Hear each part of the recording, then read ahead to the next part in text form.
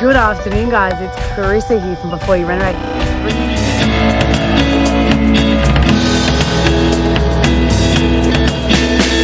Bringing you an amazing podcast in sunny Camden today.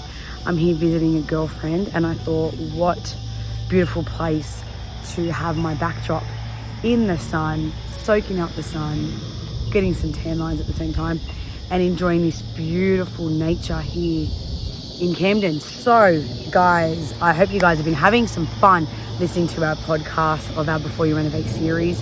And you guys know, if you've been listening to them, I'm super passionate about trying to give you guys some tools, some insight, get your brain thinking, changing your mindset around property to think about what you can do to get more out of your property that's going to get you further in your wealth, in your future, with your kids. There's so much here that I want to share and so much you can get out of this. So we're going to talk rental properties today. Now, I know we've had some different discussions over time, but right now I want to share with you guys, if you are a landlord or if you're new to property and you're wanting to buy your first investment property, I want to take you through some things to think about in terms of your property choice, or looking at your portfolio right now and looking at what you can do to maximize your rental. Now, I speak to landlords daily through our Refurb to Invest company, and the most common thing I get is, why would I want to spend money? If I own the property, it's a rental, why would I want to spend money on it? I just want to get income. Now, 100% correct. You just want to get income. However, if your property is getting run down, if it's getting outdated, if it's got the blue kitchen, if it's got the timber kitchen, if it's got the bathroom that's starting to leak, if it's got potential, even outside of it being outdated, potential to get another bathroom, another bedroom, an outdoor area, what does your property have that could attract a better tenant and more income? And this is one thing that as a landlord, you need to put your thinking cap on, your business thinking cap on. It's not just, let's buy a property and let's just sit on it and forget about it, and our property manager would tell us when we can make more rent. Don't rely on that. You need to understand at all times where the market's at, how much more rent you're getting now, how much more you could be getting, and understanding your property. So once a year, do a health check. Once a year, check in on where things are at. You're not going to need to do this every month, but once a year, you need to reassess where it is, what's it doing right now, and what's your plan long term. What's the rental yield on it? How much rent? You'll be amazed how many landlords I speak to, and I go, how much rent are you getting? They're like, oh, I'm not sure. Now, I will say some of my landlords have 10, 20 properties, so I get it. I don't expect them to know all 20 properties. However, I speak to people that own 2 properties and I'm like, how much rent are you getting? They're like, oh, I don't know. That should be a number you should know. Same as if you're a business. How much profit do you need to make every week? How much expenses do you have to cover every month? They're numbers that you need to know. It's the same with your rental property. It's a business. You're not owning a rental property for the fun of it. You're owning it because you're trying to maximize your future. You're trying to make money in property that's going to get you more wealth. It's going to give you opportunity to retire later. It's going to give you the property to pass on to your kids. Whatever reason you own a rental property, it brings you money. I spoke to someone the other day who's has a few rental properties, and one of them in particular, in a remote town of New South Wales, has asked me to do an audit for her to see about potential in her property. Now, she said to me, the rent gives me my retirement. That's what I live off. So what's your purpose of having an investment property? Understand that first, and then you might understand where you could make more money off it. And someone the other day, I spoke to an agent who recommended me, again through our Refurb to Invest company, who recommended me to one of his landlords who has a beautiful home in the Lower North Shore. Big, like multi-million dollar home on the water, stunning. And he said to me, oh, he's probably not really driven by the equity and the highest rental. And I was a bit in shock, and I was like, why? Who isn't driven by how much money they can make? But the biggest thing is, people think that making more money means they've got to spend a big amount. And that's what I want to tell you. It's not. It's understanding what you want to achieve and understanding what you can achieve, and then what do you need to do to achieve that? Because your input needs to be less than your output.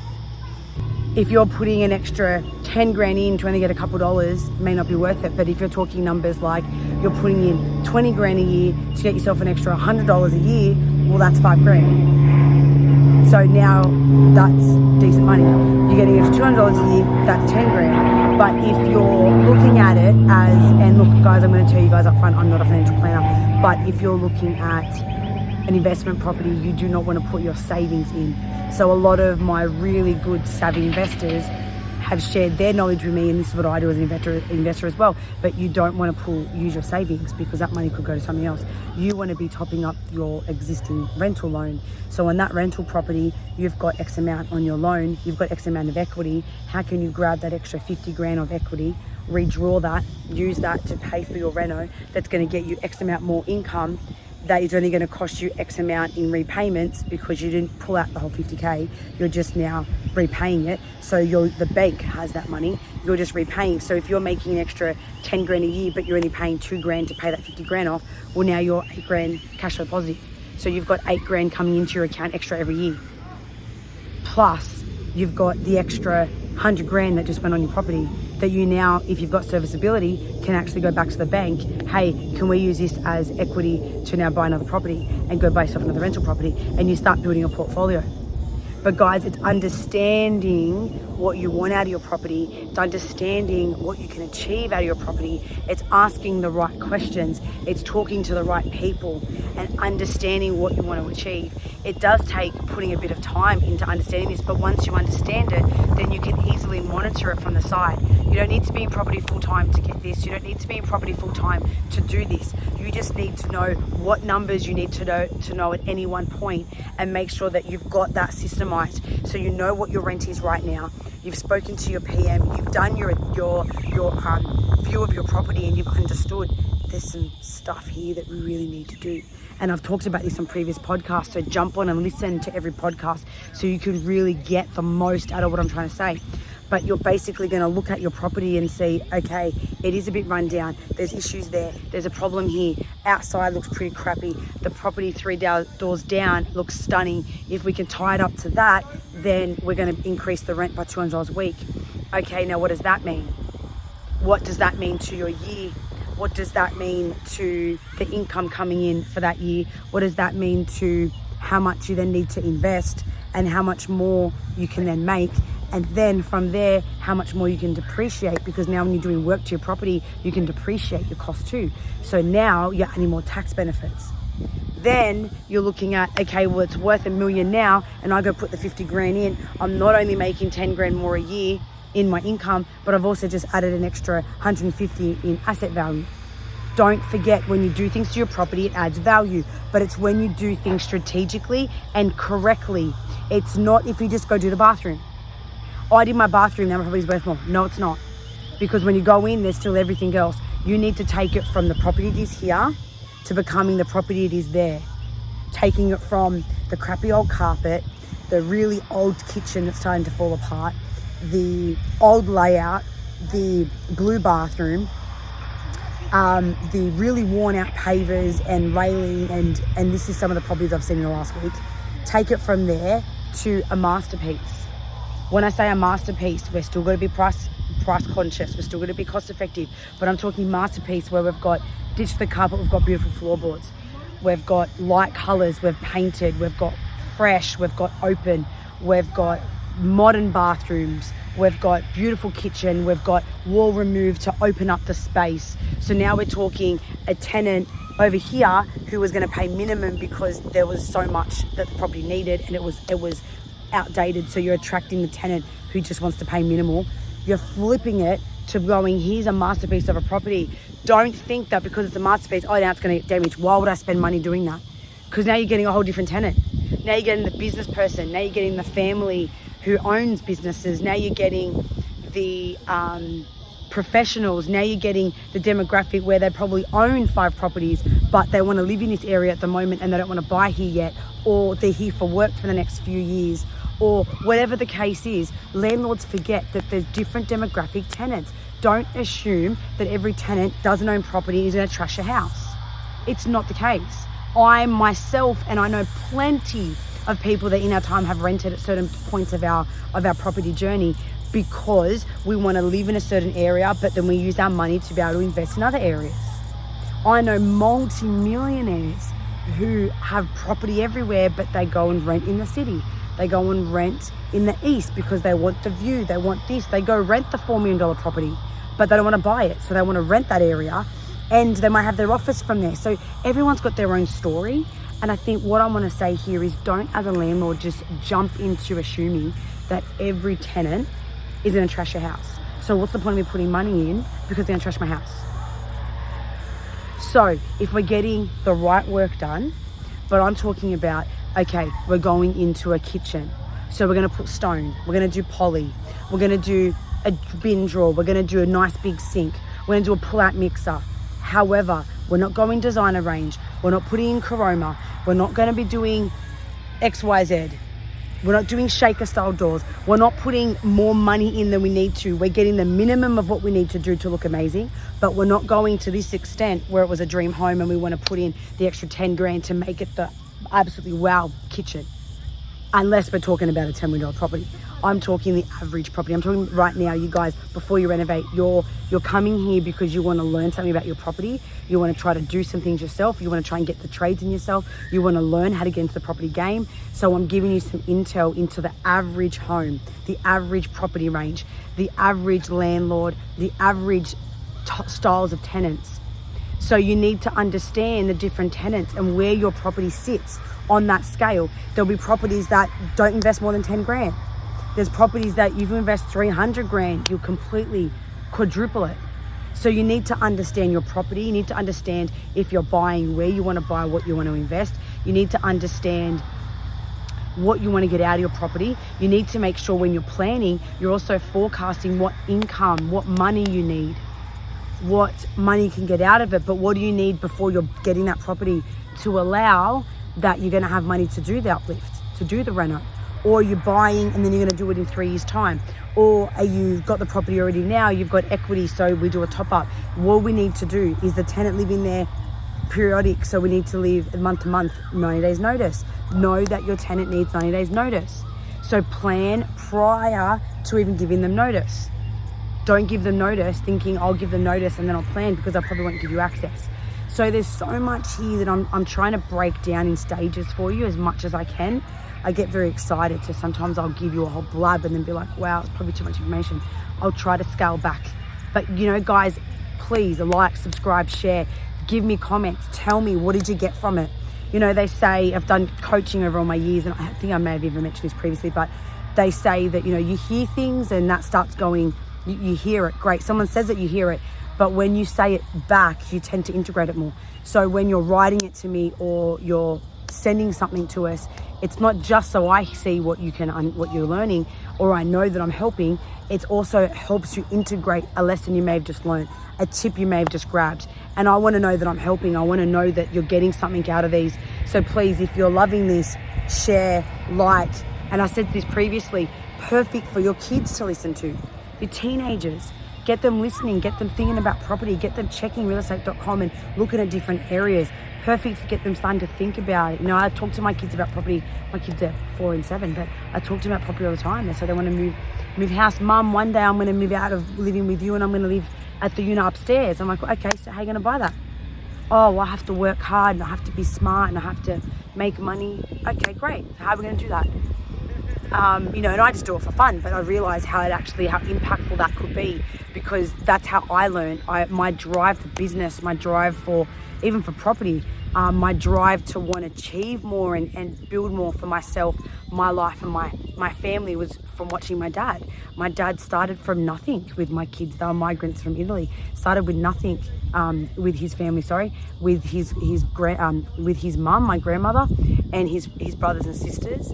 And you know, my grandmother died quite young, so my dad had to be the one to look after the family. And then he met my mum, and again, it was, how was he going to get by? My grandfather used to pay the school fees out of boxes of fruit and veggies. So, you know, this is what it was like. And many families, they started very, very poor, but you just need the right drive and the right information and tools to start and never stop. And my dad did. He started, never stopped. And he got wealthy in many businesses, but he also got very successful in property, buying property. And it gave me a love for property and a love for being determined to get more in life, watching where he's come and how far he grew himself while we were all young kids. And I want to do that for my kids and teach them and pass that on to them. So that's where I get my drive. And actually someone asked me that the other day, where do you get your drive from? If your why is big enough, you'll move. If your why is big enough, you will move. And I'm saying this because property, great property, but property is a business. Property is a way to make money. Property is a way to set yourself up for life. Property is a way to have financial freedom. Property is a way to be able to build something that you just know you can put aside and it's going to make you money while you're doing your other businesses, while you're bringing up your kids, leaving it for your kids, all of that. So if I can share anything with you right now, I'm trying to share with you that there's so much you can do in property if you know how to do it, if you do it right, if you focus and you take time. Even if you work full time, you do it on the side. Like half an hour a night, go and jump on realestate.com. And I keep telling you guys, sit down and listen to these with a pen and a paper and make some notes and tell me what you're getting from it so you can really integrate it and action it. But sit down and go through realestate.com.au, look at different sites about property, look at the latest suburbs that are growing. Jump on our Before You Renovate page, jump on our Refurb to Invest page. Refurb to Invest is my other company, but you get to see the projects that we're doing for people. Bit different to Before You Renovate. Before You Renovate, I'm sharing content to help you do it yourself. Refurb to Invest is clients that they're time poor. So they go there to get us to design it and get us to implement the whole strategy. So use things to learn, absorb, get ideas, and then take yourself to a level of, okay, where's my property at now? Or if you're buying, what do I want to buy? What area? How much equity do I want to make on it? Don't buy something that's already done. I can't stress that enough. Don't buy something that's already done. Don't buy something that's just been built, unless that's the strategy you want. But the strategy I teach is buy something that needs work. So you can get in there, get it under market. So check the market long enough to be able to get it under market value. Then do your strategy. Know how much rent it is now. Know how much more rent you can get. You know what you just bought it for, or if you've already owned it, you know what it's worth now. When you do a strategy on it and you invest 30, 40, 50, 60, 70, 80, 90, 100 grand, how much more can you get? You need to at least be able to double it. So if you're putting in 50 at minimum, and it would depend on your property, it depends on how much it needs. Sometimes you have to put 50 even if you want to put less because it needs so much work. But know what to do and how to do it so you can save your money. Don't go overspend. And the workshops we're going to be bringing you guys very soon are going to walk you through how to design your best kitchen cost effectively, how to design the most functional laundry cost effectively and time efficiently so you can get in there, get out, how to maximize your rental property the most strategic way. So please keep watching, keep sharing, keep following, because when they're ready and they're launched, you'll be able to get so much from them. I'm just sort of sharing you the entree, but there's so much I can teach you. There's so much I want to share with you, but it takes you putting your time in to understanding where your property is and who do you have to speak to in order to move it and what do you have to do in order to make that difference. Like I said, there's different demographics of tenants, so don't think everyone's the same. Don't treat everyone the same. Don't treat your property like it's the same. What can you do to get more income? Can you transform the layout? Can you change the kitchen? Can you change the bathroom? But remember, you need to strategically transform everything. Everything. You can't do the bathroom, leave the kitchen if the kitchen's still crappy. You need to be able to do all of it. So how are you going to do it in the right budget in order to maximize that return, pull more money out of it, depreciate it, right? So you're going to do your work strategically, pull more money out of it in rental, depreciate everything so you're making even more again, and on top of that, be able to then make more asset value so you straight up have more equity.